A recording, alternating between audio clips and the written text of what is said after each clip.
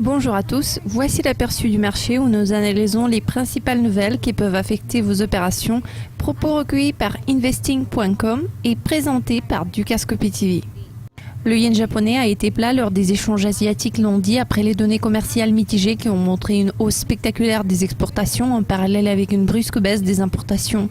Le dollar yen s'échangeait en niveau plat de 121,57 tandis que l'Aussie dollar s'échangeait à 0,7810 en baisse de 0,18%. L'euro dollar se négociait à 1,0989 en baisse de 0,22%. Vendredi, la présidente généralement optimiste de la Fed, Janet Yellen, a déclaré qu'il serait approprié pour la Fed de commencer à relever les taux de la marque de zéro à un certain moment cette année si la performance de l'économie reste conforme aux attentes.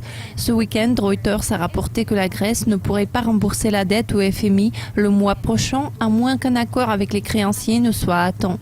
Les 4 versements au profit du FMI prévus pour juin représentent le montant de 1,6 milliard d'euros. Cet argent ne sera pas payé et il n'y a pas de fonds disponibles à payer, a déclaré le ministre de l'Intérieur Nikos Voutsis au cours de l'émission à la chaîne grecque Mega TV.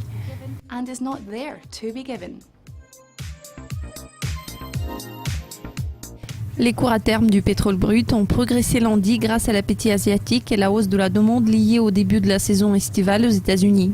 Le contrat à terme du mois le plus rapproché sur le Brent avait gagné 2 centimes pour atteindre 65,39 $ le baril jusqu'à 3h12 GMT.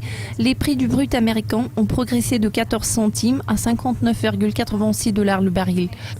Aux États-Unis, la saison de conduite estivale de pointe a commencé officiellement lundi et l'Association américaine des automobilistes a dit qu'il était attendu que la mobilité routière atteigne un plus haut sur 10 ans au cours du week-end de la journée commémorative.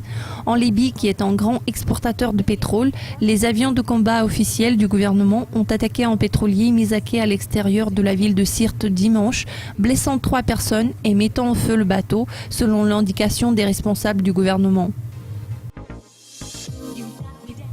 Les prix de l'or ont été fermes à l'ouverture des échanges asiatiques lundi car les marchés avaient digéré les commentaires de la Fed et les nouvelles sur la Grèce. Sur la division COMEX de la New York Mercantile Exchange, l'or pour livraison en juin s'échangeait à un niveau plat de 1204,90 $ l'once 3. L'argent pour livraison en juillet a chuté de 0,25% à 17,057 $ l'once. Le cuivre pour livraison en juillet a progressé de 0,17% à 2,799 $ la livre.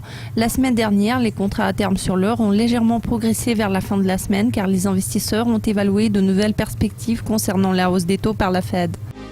Cela conclut l'aperçu du marché de cette semaine. Merci de nous avoir suivis. Rendez-vous la semaine prochaine pour une nouvelle édition.